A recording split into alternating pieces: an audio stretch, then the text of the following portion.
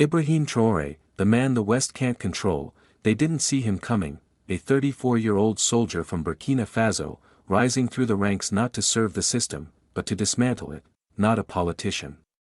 Not a careerist, but a patriot, a disruptor, a threat, his name, Captain Ibrahim Traoré, and today, he's the man that Western powers fear the most in West Africa. Why? Because he's not for sale, because he speaks the unspeakable, and worse, he acts on it. When he took power in 2022, they called it a coup, but what they didn't say, is that the people welcomed it. They didn't mourn the old order. They celebrated its collapse, because for decades, Burkina Faso was run not by its leaders, but by invisible strings from Paris, Washington, and Brussels, aid in one hand, extraction in the other, security promises wrapped in destabilization.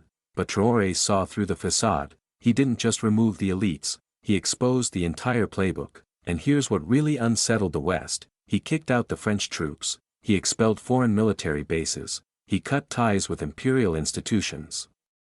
And he turned toward Africa, and Africa alone. No begging, no bowing, no borrowing. He didn't just talk Pan-Africanism, he practiced it. What's happening in Burkina Faso isn't just political, it's psychological, it's ideological, it's contagious, because in a world of manufactured dependency, Traoré is building factories. Where once there were foreign consultants, now there are African engineers. He's not asking for handouts, he's demanding control, over land, minerals, economy, and narrative. This is not comfortable for the West, because a self-reliant Africa is a dangerous idea. It threatens the entire architecture of exploitation. If Burkina Faso succeeds, even partially, the question echoes across the continent: why not us? Why keep selling our gold while importing bread? Why protect borders drawn by colonizers? Why let NATO define our threats? Ibrahim Traoré is not the first revolutionary, but he is the first in a long time to rise when the world is watching, when information is instant, when global South solidarity is stronger than ever, and when the old powers are no longer unquestioned. They can't smear him, they can't bribe him, they can't install a puppet behind him. He's guarded not by foreign-trained militias, but by the people themselves. He refuses to be controlled. To African youth, he's something else: hope, pride, proof that leadership doesn't have to mean submission.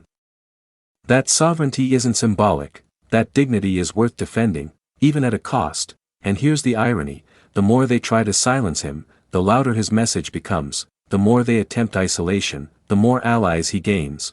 From Mali to Niger, from Guinea to the Sahel, a new bloc is emerging, and it doesn't ask permission from the old world order. Traoré is not just leading Burkina Faso.